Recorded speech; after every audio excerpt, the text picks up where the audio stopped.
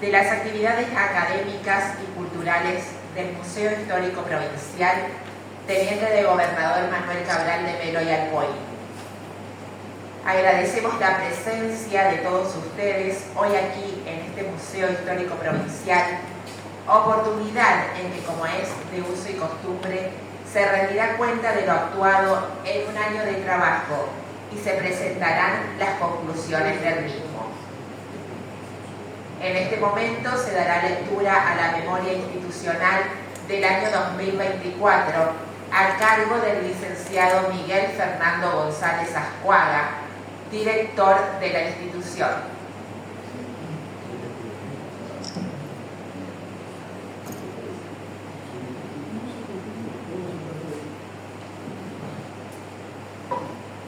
Señoras y señores, a nuestro lema institucional impreso en nuestro logo, que dice conservar el patrimonio para afianzar la identidad, orden y disciplina, todos los años se lo decimos, sumamos otro que reza y se ha establecido también como un norte para nuestra acción. Institución que no trabaja todo el año no existe. Por ello, este Museo Histórico Provincial Teniente de Gobernador Manuel Cabral de Melo y Alcoy continúa anualmente cumpliendo su misión y función a través particularmente de sus programas y proyectos. Les recordamos cuáles son: el programa de extensión cultural, el programa de rescate de la memoria urbana, el programa de homenaje y recordación a los próceres correntinos, el programa de reafirmación del calendario histórico y los proyectos próceres Herón de Estrada, dicho sea de paso, parece que se va a cumplir, después veremos eso, Galván y Ferro. Y es por eso que, en concordancia con ello, hemos fundado con el concurso de beneméritos ciudadanos la Comisión de Hidalgo que está aquí presente, en la que realizan descendientes de los fundadores de Corrientes y de los gobernantes de 1588 a 1946, con el firme objetivo de reactivar la memoria de la patria, la nueva que hoy gozamos y la vieja patria que se clausuró en 1810. Porque es necesario revitalizar la identidad hispano-guaraní, sosteniendo sus tradiciones identitarias que conforman la idiosincrasia de los correntinos, y eso también es misión de nuestro museo. Con instituciones incardinadas a su dinámica, el Instituto de Investigaciones Históricas y Culturales de Corrientes, el Instituto Correntino de Ciencias Genealógicas, hemos desarrollado durante todo este año, como siempre, actividades en conjunto en el ámbito local e internacional. ¿Cuál fue? El exitoso Tercer Congreso Iberoamericano de Historia, Genealogía y Cultura. Y ahora ya nos estamos preparando para el cuarto Congreso. Porque aunque a ustedes les parezca que no, apenas clausuramos el Congreso Iberoamericano, ya están nuestras comisiones trabajando en el cuarto Congreso. Ya se ha avanzado, por ejemplo, en la futura sede y en otros temas que todavía son prematuros de tratar. En el presente año que concluye, visitaron nuestro Museo Histórico Provincial 1.159 personas, a las que deben sumarse 511 personas que asistieron o participaron en las actividades de extensión cultural, es decir, parte, en forma presencial, sumando 1.676 personas reales firmantes y registradas, que en muchos casos encabezan grupos familiares o delegaciones. Pero, dato no menor, es que de todas esas actividades se han venido transmitiendo por el canal de YouTube del museo o la página del Instituto de Investigaciones Históricas, gracias a nuestro personal que lo hace posible. Nuestro museo tiene visitas constantes y permanentes, lo que duplica sensiblemente la participación de las actividades internas y externas. Por eso, por esa presencia virtual, creemos haber llegado a 3.000 personas. porque indudablemente hasta el día 5 de diciembre, que se hicieron los últimos registros, podemos tener ese balance. Ha sido igualmente notable y trascendente la presencia de la comunidad en la noche de los museos, oportunidad en que nuestro museo volvió a destacar como uno de los sitios de referencia. Se realizaron actividades varias a lo largo del año, 10 conferencias, permanentes reuniones de trabajo, 3 presentaciones de libros, 3 homenajes, 2 actos de reconocimiento, un panel, un conversatorio, 3 recordatorios virtuales. Como les decía, la virtualidad va en nuestro auxilio y hoy día podemos trabajar también de esa forma en la red. Dentro de estas actividades, muchas, las hicimos, como dijimos al principio, en conjunto con el Instituto de Investigación Histórica y Cultural de Corrientes y el Instituto Correntino de Ciencias Genealógicas, en tanto que el homenaje anual a Pedro Ferrer, que lo instituimos nosotros el 29 de junio de cada año, se desarrolló, como siempre, en el atrio de la Iglesia Catedral Metropolitana, ante el Panteón de los Próceres correntinos y con el concurso de la Escuela Secundaria Brigadier General Pedro Ferrer y la Escuela Técnica Pedro Ferrer también, y todo ha quedado debidamente documentado como siempre. Ese es un homenaje que lo hemos creado acá. Pedro Ferrer no tenía en el calendario un homenaje, una fecha en el año. Su nacimiento en junio, su muerte en enero, por supuesto en enero, eso lo olvido total. Entonces dijimos, pongámoslo en junio, y todos los años lo hacemos. El Museo Histórico Provincial, con su equipo técnico activo, sostiene sus redes sociales, Instagram, Facebook, correos electrónicos y WhatsApp. También se han transmitido, como antes lo dijimos, en tiempo real las actividades institucionales, quedando puntualmente registrado en el canal institucional de YouTube todo lo que sigue y continúa viéndose. En este momento se está grabando, no podemos hacer la transmisión directa, pero se está grabando y después va a quedar para que ustedes lo puedan volver a ver o lo que quieran. Al momento el museo tiene activas 2 líneas telefónicas, una móvil y una fija, y también se ha creado un mercado pago para los que quieran colaborar con los requerimientos cotidianos que nos faltan, siempre faltan. El patrimonio del museo continuó su acrecentamiento con nuevas piezas para sus colecciones. También se continuó la conformación del archivo y biblioteca de los historiadores correntinos, cuya ley de creación, si bien ya fue sancionada, aguarda su conclusión. En ese marco, el museo ha incorporado por voluntad de los donantes, de la familia, el llamado Fondo Documental Miguel Raúl López Real, y se ha afectado a un alumno avanzado de Tecnicatura en Bibliotecología para que realice el relevamiento e inventario del mismo.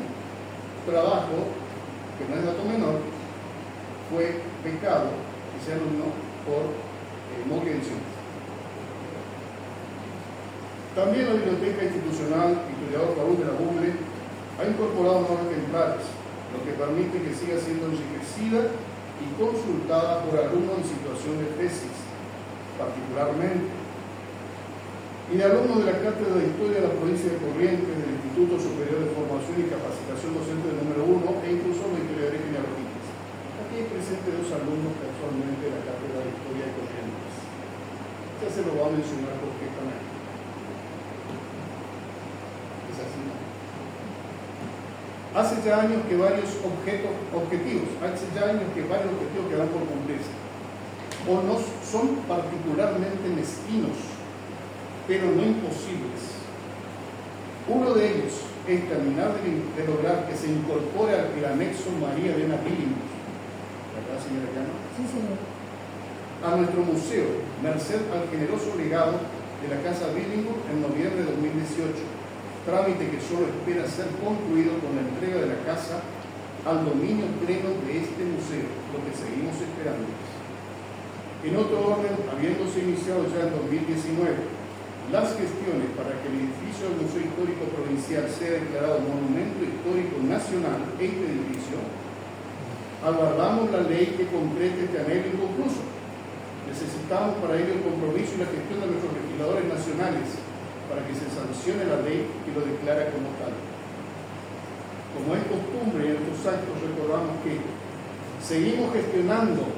Los que vienen todos los años en esta fecha se van a acordar y van a decir que es repito, lo voy a hacer yo si quiero. Seguimos gestionando la devolución de las piezas prestadas el 17 de junio de 2013. ¿Qué año estamos? 2024, ¿no? Al Nobel Museo Histórico de Concepción de Tehuareque Coral. 3 proyectiles de la guerra de la Triple Alianza identificados con los números de inventario 967, 963 y 972. El préstamo del año 2013 sería por un mes, concretamente entre el 18 de junio y el 18 de julio de 2013. Debemos informar que pese a nuestros continuos reclamos desde entonces, reiterados, todavía no hemos podido conseguir su devolución. Asimismo, como tramitamos la devolución de las piezas que siguen fuera de la institución en contra de nuestra voluntad, porque no nos gusta que se vayan las piezas de nuestro museo, que son nuestro patrimonio, y somos circunstanciales custodios de ellos. Pero tendremos que devolverlo a las generaciones que vengan, porque nadie es dueño de lo que tiene, sino circunstancial custodio, ¿verdad, señora Norma? Lo venimos haciendo hace años y lo seguiremos haciendo para lograr que esto vuelva a suceder. Finalmente, señoras y señores, debemos decir que desde febrero de 2023 el museo sigue en obras. Las mismas continúan en lo referente a solucionar las infracciones. Allá está el personal del Museo Histórico que pueda dar fe de lo que estoy diciendo. Cada vez que llueve, y seguimos peleando, y seguimos insistiendo, y seguimos reclamando, y bueno, se sigue trabajando. Se ha avanzado, pero todavía no terminamos. Ahora guardamos que mediante una extensión de obra se pueda intervenir las áreas administrativas para el mejoramiento de las carpinterías, la iluminación y la pintura. Estamos hablando de la Secretaría y la Dirección particularmente. Señoras y señores, la misión del Museo Histórico Provincial es despertar conciencia no solo para preservar la tangibilidad e intangibilidad del patrimonio, sino también para alertar la necesidad de preservar siempre la identidad cultural de los correntinos. Muchas gracias.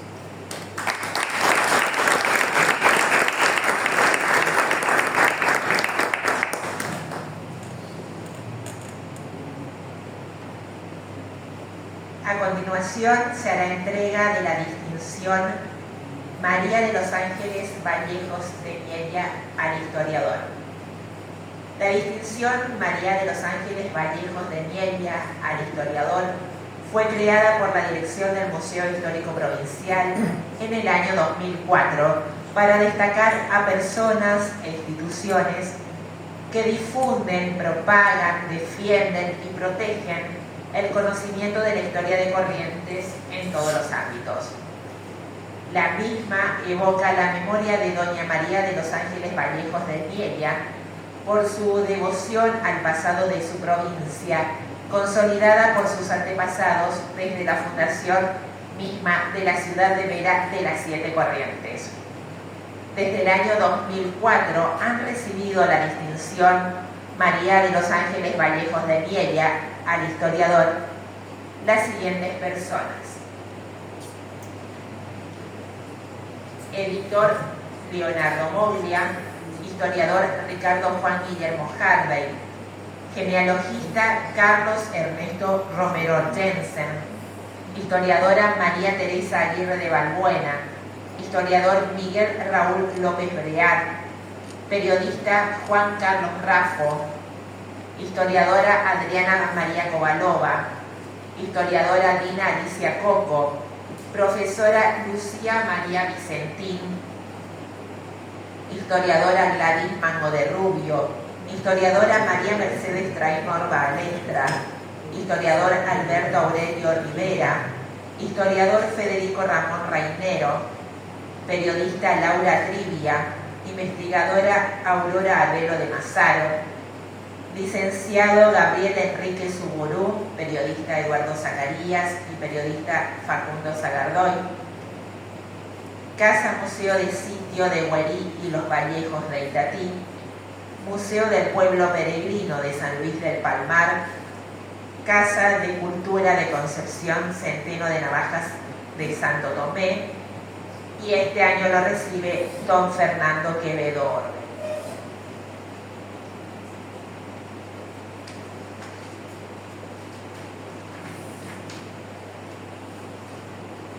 Agradecemos en este momento al escultor Julio McDonald, que desde el año 2013 ha venido aportando su trabajo y su arte de manera generosa para que nuestra institución cumpla con su objetivo.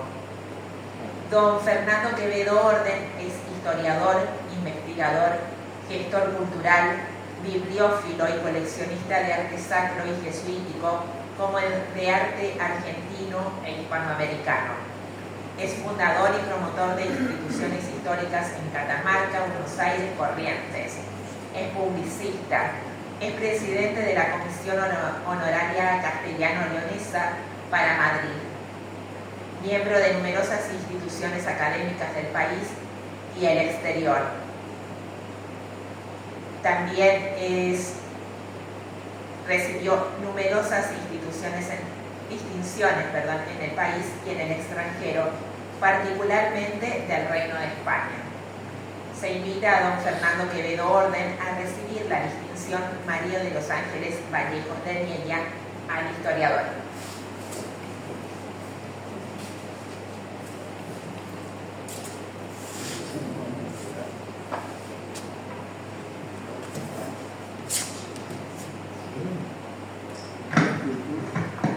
Julio McDonald, ¿está presente?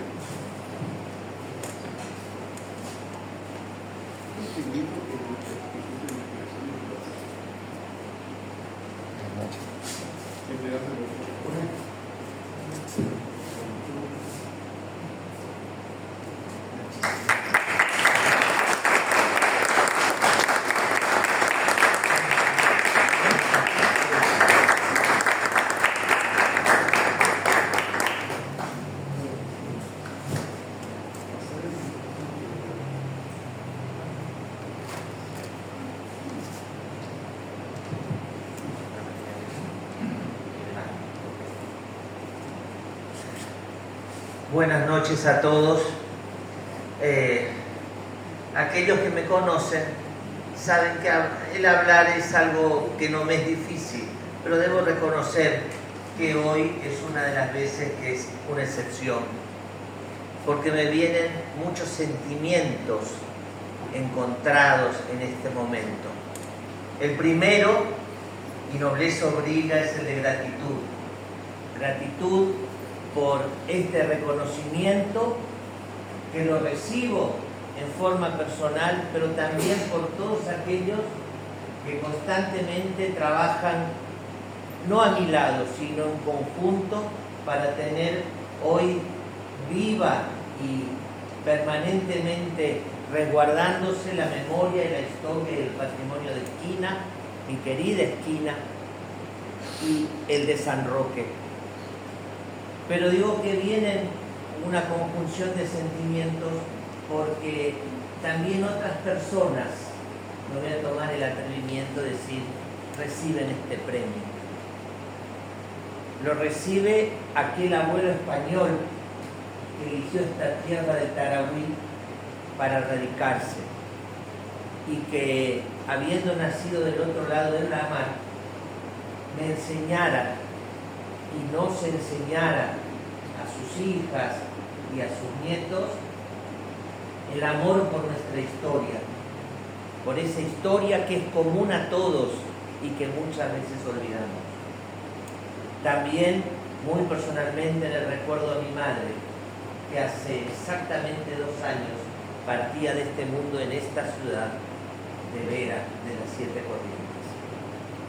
Pero cuando venía acá al museo, dije, voy a agradecer, pero ¿de qué vamos a hablar? Y no quiero, obviamente todos dirían hablar de historia, es el ámbito, es el tema que nos reúne, es aquello que nos motiva y nos mueve día a día. Pero decidí no hablar de historia en este en estos breves minutos. Decidí en algo que siempre me gusta, que es jugar y el significado de las palabras. Y esto que yo recibo, algunos lo llaman premio, no me gusta llamarlo así, sino me gusta con dos adjetivos: reconocimiento y distinción. Y si vamos a la raíz de esas palabras, distinción es de distinguir, pero de distinguir de ver más allá.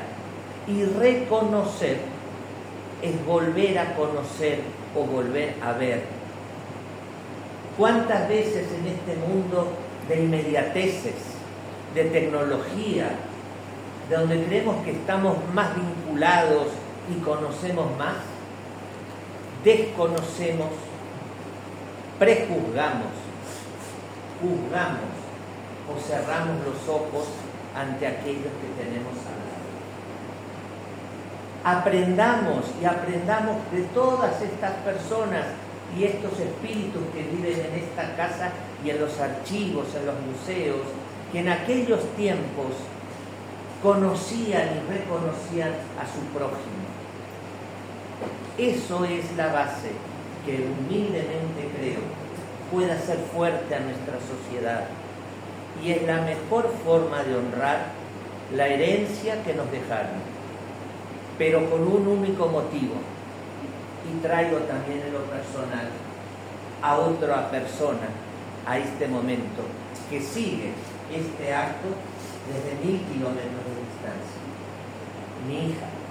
En ella represento a todas las generaciones que vendrán y en las cuales nosotros, o para las cuales, tenemos la obligación de hacer como los eslabones de la historia, este eslabón que nos toca a nosotros, más fuerte para que tengan de dónde asirse y así construir la Corrientes, que no termina en las 4 avenidas, que agradezco venir desde el Portal Sur.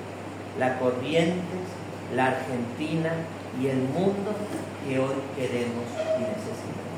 Muchas gracias.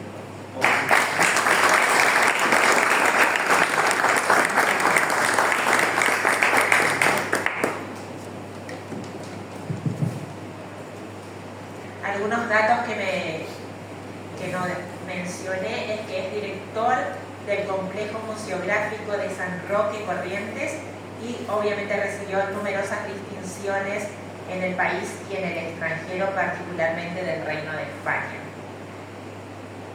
Seguidamente procederemos a la presentación de La Verdad Sin Rodeos, edición 2024, anuario del Instituto de Investigaciones Históricas y Culturales de Corrientes, que está a cargo del licenciado Jesús María Ponce Martín, miembro adherente del Instituto de Investigaciones Históricas y Culturales de Corrientes. Hola, buenas noches. ¿Se me oye? Sí, pero no sé. Ah, bien, no importa. ¿Se pone esto? Sí. Hay que aprender de todo. Hola, buenas noches. Hoy vamos a presentar el anuario número 19 de La Verdad Sin Rodeos, que corresponde a todo este año de trabajo del Instituto de Investigaciones Históricas y Culturales de Corrientes, bueno, de aportaciones de sus miembros, en el que no se deja de recordar a otros miembros como el doctor Gaspar Moreno, al que tuve la dicha de conocer, al profesor Marcelo Daniel Fernández y al profesor Eduardo Roque Rial Seico, que además de catedrático de Historia, de Geografía, entre otras cosas, quizás llegue más a sentirse por ser de los miembros fundadores de esta institución el 31 de marzo del 2005. Sin más inicio, hablando del trabajo de la señora escribana María Teresa Aguirre de Valbuena, en cuyo breve artículo nos regala la reflexión de entrada, dándonos la diferencia entre escribanía de gobierno y la actuación notarial de un escribano general, cómo evoluciona desde la época de dominación hispánica, su relación con el cabildo y la transformación a raíz de la desaparición de esta institución, quién y cómo debe ser su salario. Desde 1810, nombres como Francisco Javier Carballo, José Campos, José Ignacio Rolón o Ángel Acuña, ya en 1864, con mención a don Andrés Ferrer. Va a centrarse en el primer escribano público y de gobierno con don José Ignacio Rolón y explica una evolución legislativa y la actuación de don Ricardo Abdelbar Vallejo Gil. En esta ocasión podemos ver cómo se utilizan otro tipo de fuentes y ayudas, como es el caso de que fuera también escribano mayor de gobierno doña María Cristina Vallejo del Otero, hija del anterior. Bien. Como segundo artículo tenemos un breve análisis sobre la historia del abuelo del profesor don Marcelo Daniel Fernández, elaborada por el profesor don Miguel Fernando González Arcuaga. El personaje del que se habla en esta biografía fue vicegobernador de la provincia de Corrientes, don Pedro R. Fernández. Se hace referencia a su vinculación con San Roque de Montpellier, hablándose un poco acerca de la fundación de la parroquia el 11 de octubre de 1773 y la fundación del pueblo también. Y después vemos unas cuantas páginas el acontecer político del vicegobernador, la riqueza de fuentes utilizadas desde el archivo particular del homenajeado, obras como la del historiador Valerio Bonastre, Corrientes en la cruzada de Caseros, y cuyo nombre está dedicada a esta misma sala.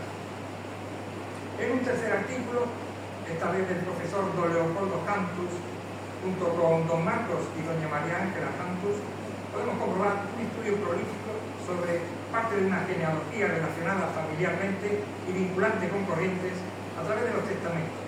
Se puede constatar además que está ordenado en dos partes alfabéticas, apellidos iniciados en C, tales como Cantero, Cano, Centurión o Casapús, o en D como Díaz, Durán, Delgado o Duarte, en este caso además de lo que podemos apreciar en cuanto al dato genealógico en común con otros estudios que podrán ver en búsqueda de los orígenes reflejados en el boletín genealógico número 23, que también se presentó hoy por el doctor Escalamelini. Podemos comprobar datos biológicos de interés como el número de hijos elevado, que era muy superior al promedio actual, el tener en común la voluntad de ser sepultado en conventos, que eso era antes moneda de cambio, ¿no? Como el de San Francisco de San Lorenzo, la parroquia de San José de las Saladas, o antepasados que vinieron en este caso del Reino de Aragón en el siglo XVIII, o conocer cómo se podría legar un patrimonio, por ejemplo, a una prima, en este caso se legaba al marido.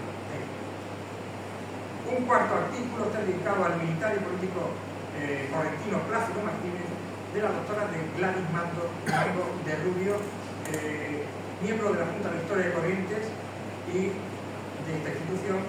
Inicia su escrito con datos sugerentes acerca de Santa Lucía, de los actos, que hoy precisamente es Santa Lucía, el día de Santa Lucía, y de lo peligroso que era fundar ciudades por esta zona, incluso aún en el siglo XVII. Nacido en 1844 en tal pueblo, asentada su familia en Esquina, él estudiará en Goya y en Concepción de Uruguay, pero no terminará estos estudios. Se dedica al comercio, a la política del Partido Liberal, y es de naturaleza humilde, austero, de educación familiar tradicional y sin ánimo alguno de medrar, como hoy es tan común. El nombre de sus padres me hace pensar que quizás sea de origen andaluz, alguno de sus progenitores. En este punto explica con perspectiva la doctora Gladys la situación de la provincia y de Entre Ríos en tiempo del asesinato de Urquiza, la revolución de Ricardo López Jordán o la batalla de Ñampé. El quinto trabajo representa la oportunidad de poder ver en un folleto íntegro titulado Supersticiones Populares en Corrientes, de 1908, escrito por el primer obispo de Corrientes y de Misiones, llamado justamente el obispo misionero, no por nacer en la provincia, sino por su labor constante y tener la pretensión de ver por sí mismo los problemas de su comunidad apostólica. Monseñor Luis María Niella, fallecido en 1983. Primero avisa, y pienso que sirve, que nos llama la atención, acerca de que la inmoralidad intenta ser invisible, intenta pasar disimuladamente a los hogares, familias y personas, y por ello él se ve la necesidad de alertar a su rebaño. Esto es medio un escrito de descargo en defensa de quienes lo tacharon de innovador, reformador, hombre malo e incluso austero. Uno de los ejemplos donde se playa es el de los velorios, donde dice que acostumbran a reunirse en el templo, pero que más van a jugar y a bailar que a hacer otro tipo de cosas. Es bastante interesante. El licenciado Mariano Montecano nos regala en el sexto artículo un trabajo realizado con las armas del Museo Histórico Museo Histórico de la provincia de Corrientes, teniente de gobernador Manuel Cabral de Río Puey, en su introducción resalta el año en que inicia el museo su actividad, la arquitectura de la fachada, incluso la importancia en el nordeste argentino de esta institución.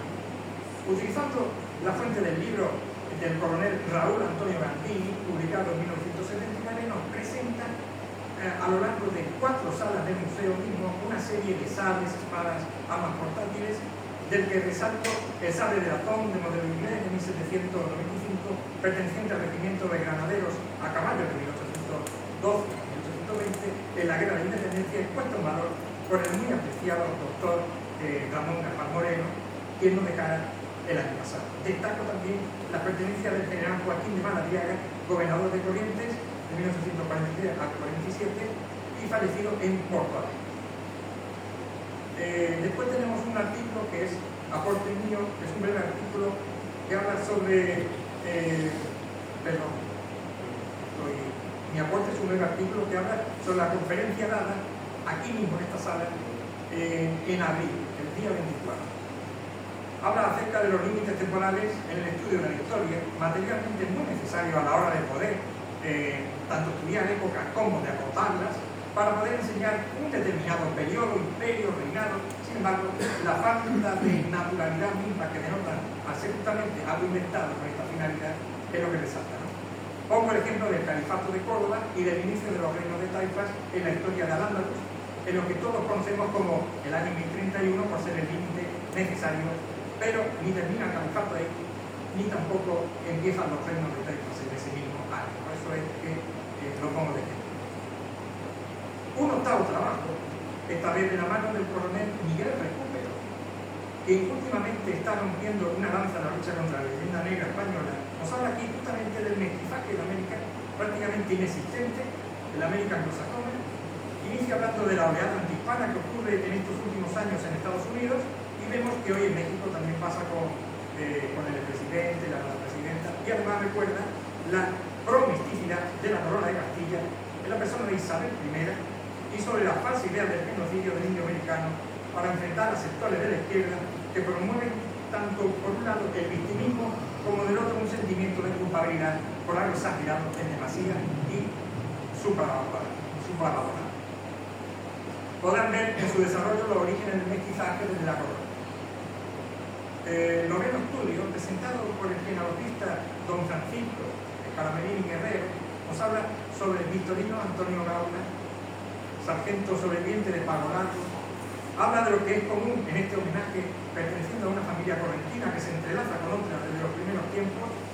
Sobrevive también a la matanza posterior de la batalla del brigadier y gobernador entrerriano Pascual Echagüe. Habla del gesto de poner una cruz en memoria de los caídos al pasar los años. El doctor Scaramelini nos regala su genealogía desde su padre hasta ciertas generaciones después, y que llegó a ser un hacendado en Gurzúpatia, de quienes fueron sus padres, claro. De ahí sabemos que de su hija Fortunata, por ejemplo, unida al coronel Goyano, Manuel Ignacio Reina, y su descendencia, que señala, se tratará en el boletín también del Instituto Genealógico, o el entroncamiento de familias como los Cáceres, los Ramírez, etc. Además pueden ver las ilustraciones acerca de la batalla de Pago Largo o episodios de la sociedad, entonces que se hacen eco de la familia descendiente de nuestro personaje. El décimo trabajo está realizado por el doctor Horacio Miguel Hernán Zapata, miembro de la Junta de Historia de la provincia de Corrientes y también, claro, del Instituto de Investigación Histórico y Cultural de Corrientes, que nos viene a hablar sobre el padre de la historia económica argentina, historiador, sociólogo, abogado bonaerense, doctor Roberto Cortés Con, especialista en historia económica, fallecido el 21 de septiembre de este año, conocido por su obra Historia Económica Mundial desde el Medioevo hasta los tiempos contemporáneos, año 2003, o menos, lo conozco yo así. Sentó la base académica de esta disciplina, salvando las distancias con el rosarino Juan Álvarez, reclusor de Tariquín. Hablará el doctor Horacio acerca de cómo trató temas contemporáneos como son los tiempos convulsos de 1950 a 60 y la recuperación de la democracia en los años 80. Primero nos habla acerca de la trayectoria y cómo fue encaminado junto con su selección de estudios a ser este gran maestro de la materia. Hace bastante hincapié en su vida. Hay unos detalles interesantes, pero lo digo porque es bueno de leer. Es un hito en la historia económica argentina. Por último, se habilitó este año un apartado, los reservistas de Clio, para presentar trabajos los alumnos del profesorado de educación secundaria de historia de la provincia de Corrientes, en este caso los alumnos Román Andrés del Grego y Gonzalo Gabriel Acuña Peñen, que están presentes, bajo la tutoría del profesor don Miguel Fernando González Ascoaga, hablan acerca de los primeros pobladores de la ciudad de Corrientes y verdaderos fundadores de ella, que en abril de 1588 nos habla de lo que justamente todos conocemos, ¿no? El fundador nacido en el Tepa, Juan Torres de Vera y Aragón, y de Alonso de Vera y Aragón del Cuti, pero también nos habla de las personas que realmente son las que escribieron esta historia con su sangre, su sudor, sus lágrimas, ¿no? El primer año se construye el puerto, la ermita de la Cruz y la de la Punta de San Sebastián. Nos habla de personas de origen mestizo, junto con españoles peninsulares. Para mejor información se ha elaborado por los alumnos un listado muy interesante acerca de personas con nombre y apellido y su pareja. También hay personas que no la tienen. Nombres como Diego Ponce de León o Martín Sánchez de Velasco, con sus cargos prominentes, van seguidos también de otros más comunes, ¿no? Diego Martínez de la Horta o Juan Bernal Cuenca, así como mujeres como Juana de Guzmán o Ana de Valenzuela. Además, como colofón, existe un apéndice documental, una traducción realizada por la perito traductora de italiano, doña Nadia Guadalupe Frías, acerca de la sentencia nobiliaria internacional en la persona de don Miguel Fernando González Ascoaga, realizada al menos desde 2017 como varón de exérica o egérica, tratamiento como don excelentísimo señor, y le dirá con qué altos personajes están parentados, así como un estudio genealógico nobiliario realizado por el heraldista don Isidro Ginés Conesa y lo que es realizado el 23 de marzo del mismo año 2017. Nos regala también un árbol genealógico, pero yo siempre voy desde abajo hasta arriba, entonces veo que desciende de Jaime I de Jérica, que fue infante de Aragón por ser hijo de Jaime I de Aragón, y es su tercera esposa, Teresa Gil de Vidaurre, así como el primer varón de Jérica, Liria, Andilla y Arturo. En su testamento otorgado en la ciudad de Montpellier en 1272, Jaime I lo va a reconocer como hijo legítimo, ya legitimado por el padre.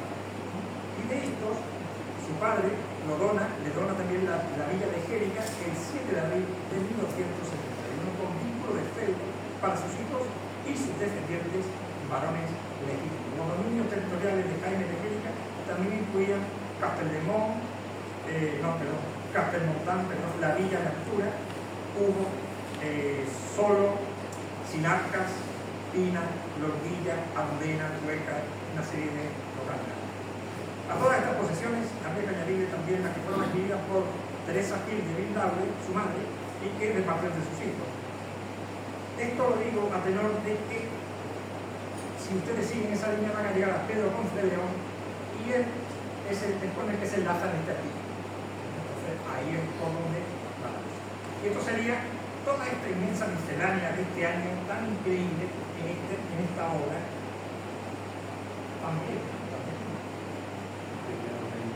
Pero importante.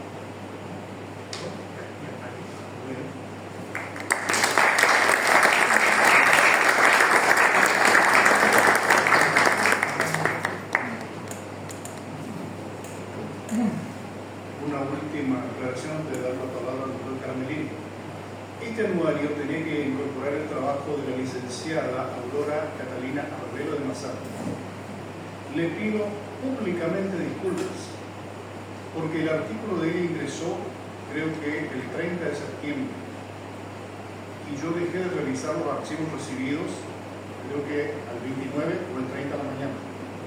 Entonces no se incorporó por error mío ese trabajo enjundioso que lo hizo y que lamentablemente no salió publicado este año. Entonces los errores hay que reconocerlo públicamente. Cuando cometemos errores y no publicamos trabajos en nuestras instituciones académicas porque se nos pasaron, que puede ser error voluntario, involuntario y humano, hay que decirlo públicamente y reconocerlo públicamente. Disculpe, profesora, disculpe, licenciada Aurora Rueda Mazaro, y como le dije en su momento, su trabajo queda para el año que viene, si lo prefiere, o para el Congreso Iberoamericano, pues lógicamente usted es la dueña, pero yo que le he incorporado. Así que públicas, disculpas. Gracias.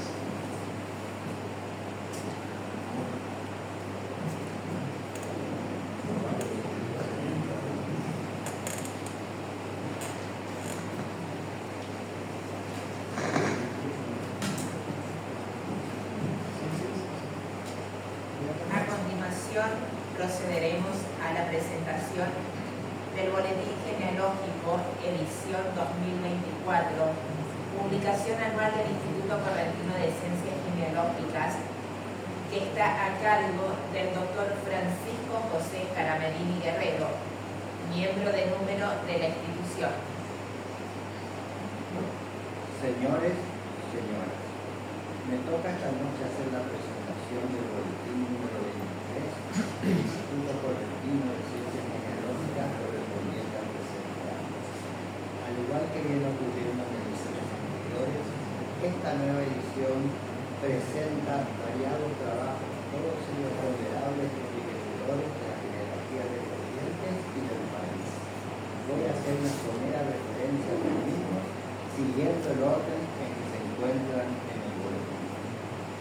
Se inicia con el estudio que hace Carlos Figuerero sobre los Figuereros de Corrientes, su origen y descendencia. Esta familia llega desde Santiago del Estero, pasando por Santa Fe y el Pago de los Arroyos, hoy Rosario, para llegar a nuestra provincia a principios del siglo XIX, en la persona de Juan Tomás Figueredo Pachuca, quien se establece primero en Voz de Ayudo en Santa Lucía y cambia su apellido original Figueredo a Figueredo, casándose con una correntina de Antiguo Lima. Su hijo, en cambio, toma por compañera a doña Simona Rosa Fernández, de estirpe mestiza, por el siete de un hacendado de familias patricias y de su legítima esposa, una india que estuviera al servicio de la familia. Un ejemplo más del mestizaje que da origen a la sociedad corriente. De allí arranca una larga y notable descendencia, en la que podemos destacar al historiador correntino don Manuel Vicente Figueredo y a otros muchos que en aras a la brevedad y ante el riesgo de omitir alguno, prefiero no nombrar, dejando a los presentes la inquietud de disfrutar de su vida. El segundo trabajo se titula Fernando III, el Rey Santo, genealca de los Cabral de Melo y Alcoín y de los Riquelme de Guzmán y Ponce de León, y tiene como autor a Fernando González Azuaga, quien destaca que gran parte de la población correntina es descendiente del citado monarca español, como dice el autor, anudando las líneas descendentes con la explicación y la tardía, pero reconociendo en el tronco común y en la sangre humana. Destaca González Azuaga que en la mayor medida la vinculación con el rey castellano se da en Corrientes por ser su descendiente, don Manuel Cabral de Melo y Alcoín, y también por los Riquelme de Guzmán y Ponce de León, radicados en el Paraguay, cuya sangre vino a Corrientes con alguno de los primeros pobladores. Permítase hacer una disquisición válida tanto para el trabajo presente como para el de Santiago Servino, que veremos luego, usando mis apuntes de genealogía y aplicando la tecnología que pone a nuestra disposición la computadora. Anoche pude determinar que al menos 11 de los 15 miembros del número de nuestro instituto descendemos de San Fernando, lo que no quita que los 4 restantes también puedan serlo y que sea yo quien carezca de los datos para vincularlos al santo.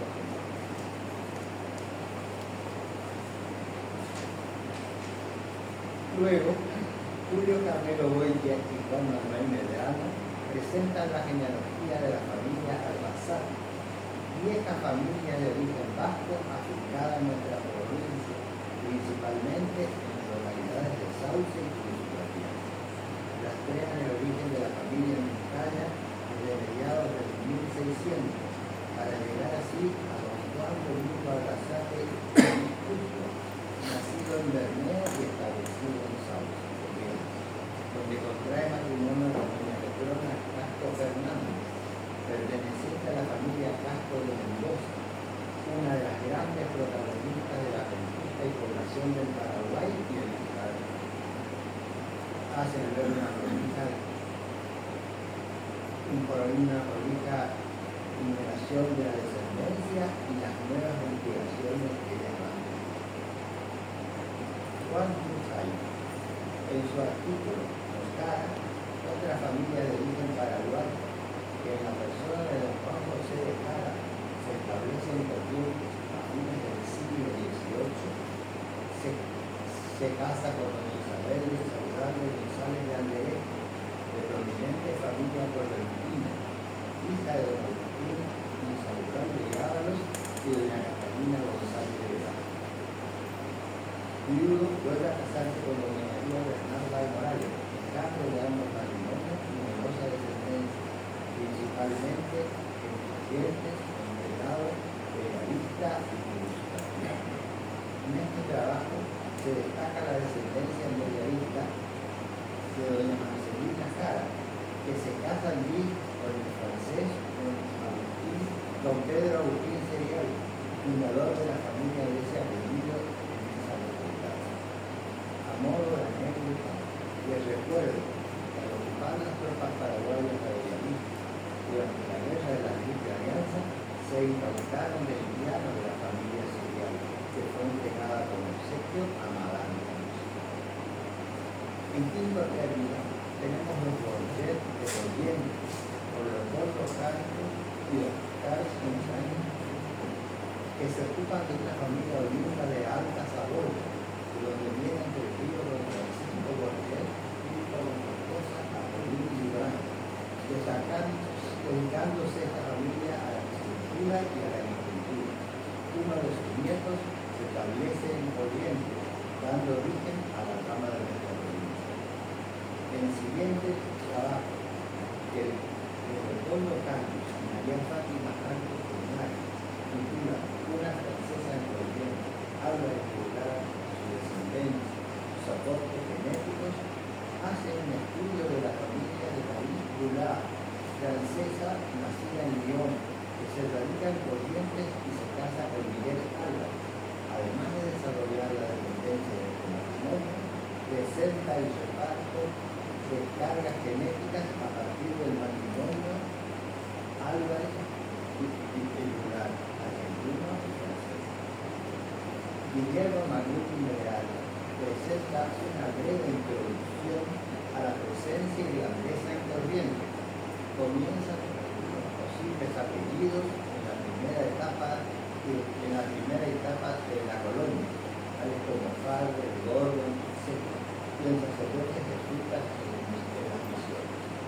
Hace una breve síntesis de la cronología de familias irlandesas establecidas en la provincia, tales como Bach, Smith, Campbell, Ricardo, Gordon, William, Duffy, Pisano, Ean, Harvey, Hayes, destaca la importancia que tiene esta familia, Laura, McLaughlin, Morgan, Robinson, Lucifer, Sheridan, Thomas, Traino, Green, Brown, Ward. Agrega además datos sobre la presencia de otros irlandeses y descendientes de irlandeses técnicos. Luego viene el trabajo de Montería titulado La rama correntina de la familia Reina, familia a la que perteneciera mi bisabuela, doña Elvira Reina Rica. Al inicio está el estudio de actas de la familia, cuyo diseño me fue hecho por mi amigo y genealogista y heraldista, don Diego Molina de Castro, a quien agradezco una vez más su desinteresada colaboración. Quiero aclarar que la familia Reina ha sido reiteradamente estudiada, como lo hizo Carlos Calvo en el archivo nobiliario del Río de la Plata, y el estudio más reciente y completo es el efectuado por Víctor Piero Herrera Vega y Carlos Ángel Rueda en su obra Familias Correntinas, tomo primero. Sin embargo, la rama que se radica en Corrientes, hoy con descendencia aquí y en las provincias de Buenos Aires y Santa Fe y la capital federal, solo fue someramente tratada. La intención de este trabajo es concentrarse en la rama que comienza el porteño, Pedro José de la Reina y la Tierra, radicándose en Goya y casándose allí con doña María Rosario Álvarez y Gallego, Correntina, con varias sucesiones. Hoy no quedan personas de este apellido en nuestra ciudad. Sí, y pertenecientes a esta rama, hay descendientes por Barbina, principalmente en las ciudades de Tucumán y Mercedes, en la provincia de Buenos Aires. También de mi autoría es la adenda al trabajo Isabel Guerrero, publicado en el boletín número 16 del Instituto Correntino de Ciencias Químicas. Tiene el objeto de ampliar información sobre la sentencia de 3 generaciones más, así como de salvar su error respecto al lugar de fallecimiento de don Ángel Vicente. Por último, Santiago Sergino nos ofrece un artículo sobre la descendencia de San Fernando de Castilla y San Luis IX de Francia en Corrientes. Si bien a primera vista parecería que aborda el mismo tema que González Acuara, podemos ver que abarca otras líneas genealógicas, incluyendo en la descendencia real a don Jerónimo Luis de Cabrera, fundador de Córdoba, a don Pedro de la Puente Gustavo de Mendoza, esposo de doña Isabel de Hidalgo, a don Juan Ramírez de Velasco, gobernador de Tucumán y fundador de La Rioja, y lo más novedoso, a una línea descendiente de 3 hijos de San Luis, rey de Francia, que llega al Río de la Plata en la persona de la Reconquista, en la persona del héroe de la Reconquista y el rey del Río de la Plata, con Santiago de Estero. Con esto termina la presentación que se me interesara. Gracias por su atención.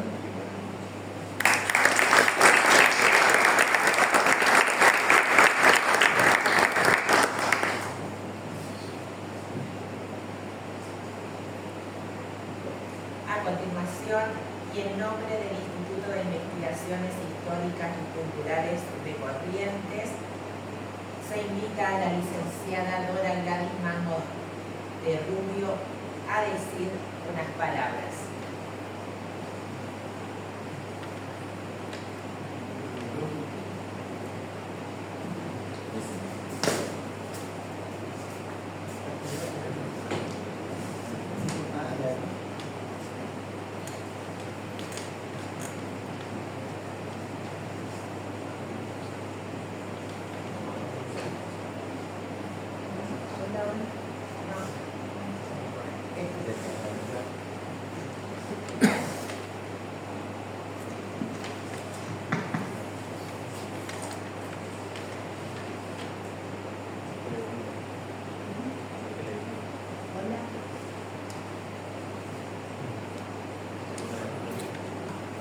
Buenas noches. En nombre del presidente del Instituto de Investigaciones Históricas y Culturales de Corrientes, aquí presente, el licenciado Miguel Fernando González Acuara, y de los miembros de dicha institución, me complace cerrar las actividades de este año 2024. Imposible nombrar cada uno de los eventos desarrollados. No fueron pocos, todos comprometidos con la historia, la genealogía, la tradición y la cultura, no solo de nuestra provincia, sino de otras que conforman el territorio nacional y algunas extendidas a otros países que integran el continente americano en lo que se conoce como Iberoamérica. Como dije, Numerosas fueron las actividades de extensión cultural desarrolladas en las que no solo intervinieron invitados especiales, sino también alumnos universitarios y de nivel secundario o bien público en general.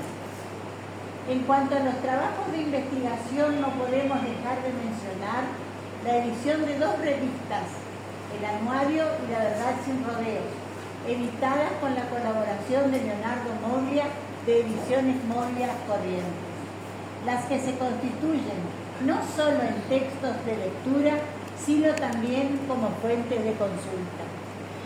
Tampoco se dejaron de lado los reconocimientos a la labor investigativa de sus miembros, los que reciben sus designaciones anualmente y siempre están presentes los trabajos que tienen que ver con la protección al patrimonio cultural, material e inmaterial.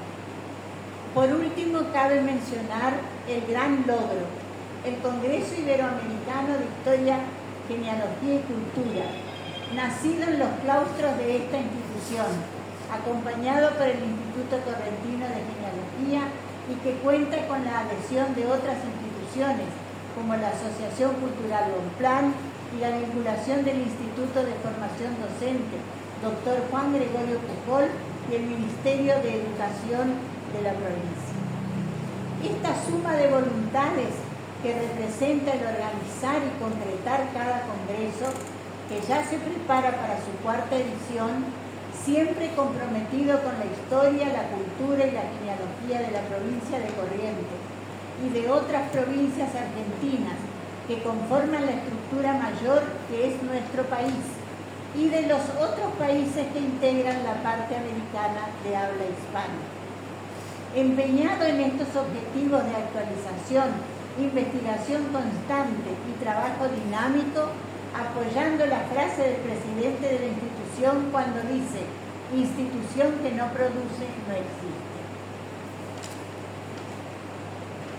La realización de tan magna empresa cuenta con el apoyo de las autoridades provinciales y municipales de la ciudad de Corrientes, especialmente la Secretaría de Cultura y Educación. Gracias a ello podrá, sin duda, en sus ediciones futuras, como lo ha hecho hasta ahora, sorprender en todos los casos, ya que los trabajos que allí se exponen nos trasladan a tiempos idos, que desmenuzados a través de la investigación y del diálogo, nos llevan a los primeros tiempos de cada lugar. Cada congreso es un nuevo logro, no porque las demás actividades sean menos significativas, sino porque cada investigación refleja los objetivos propuestos, propiciando la búsqueda de un espacio de reflexión acerca de la problemática americana, a través del estudio de sus procesos políticos, sociales y económicos, sin dejar de lado el estudio de la propia región, el impacto de la inmigración extranjera o de la migración de los pobladores, transformando tierras vírgenes y hostiles donde se asentaron. Solo me resta decir a todos los presentes esa remanida frase: Feliz Navidad y próspero Año Nuevo. Pero cada palabra de estas frases lleva un deseo mucho más elevado, la armonía y la paz, no solo dentro de nuestra propia comunidad, sino dentro de la comunidad de pueblos, el sentido de colaboración y ayuda que se manifieste en cada acto de nuestras vidas, dando gracias al Creador por permitirnos estar acá, en este momento, en este lugar y con estas personas. Hasta el próximo año.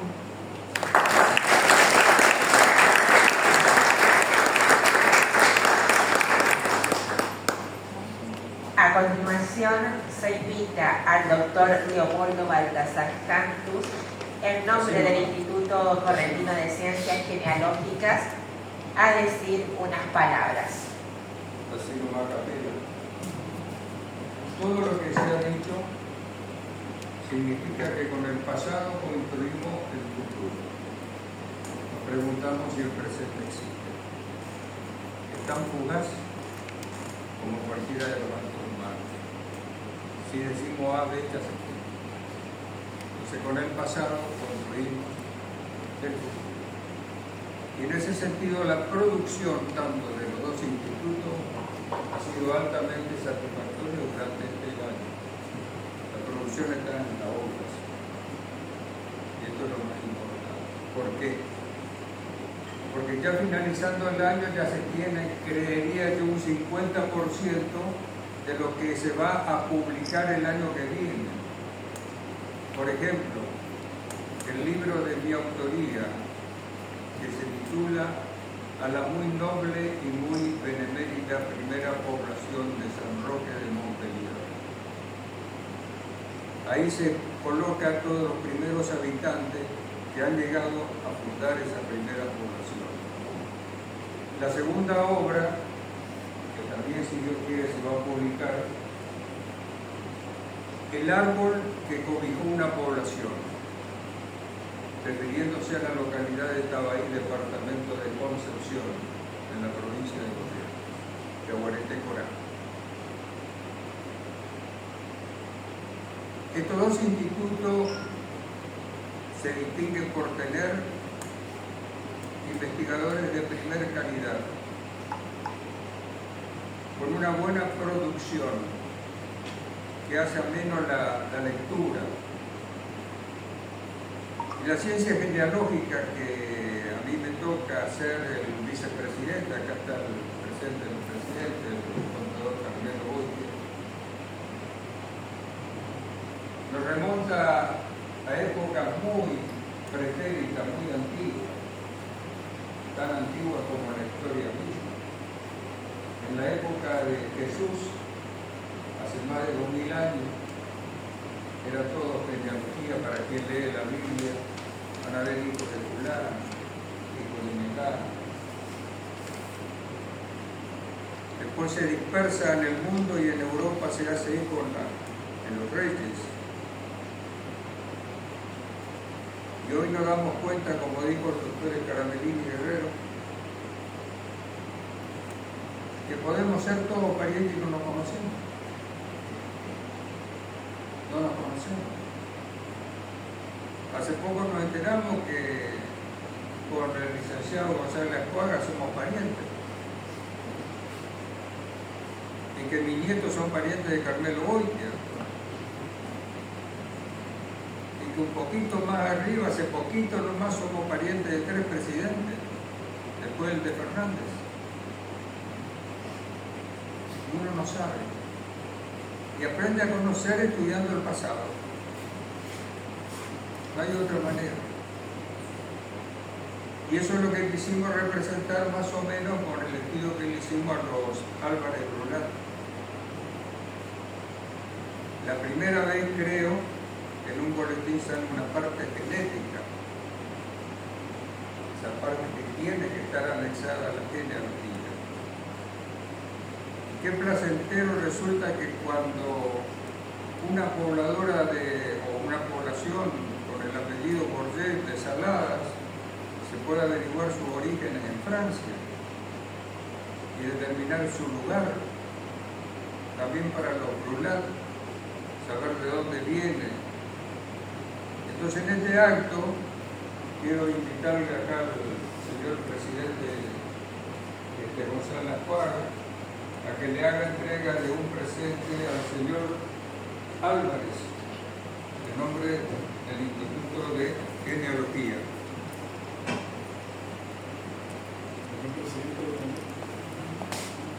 Hoy le entregó.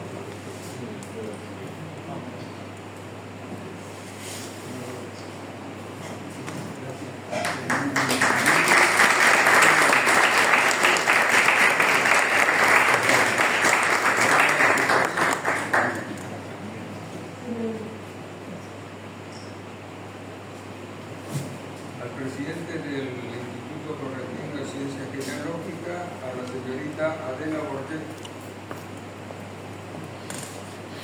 que va a hacer entrega al contador Caramelo Boite.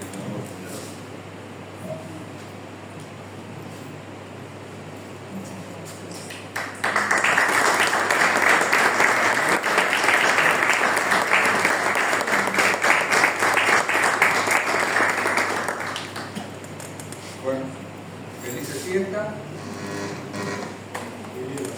falta concluir la misión.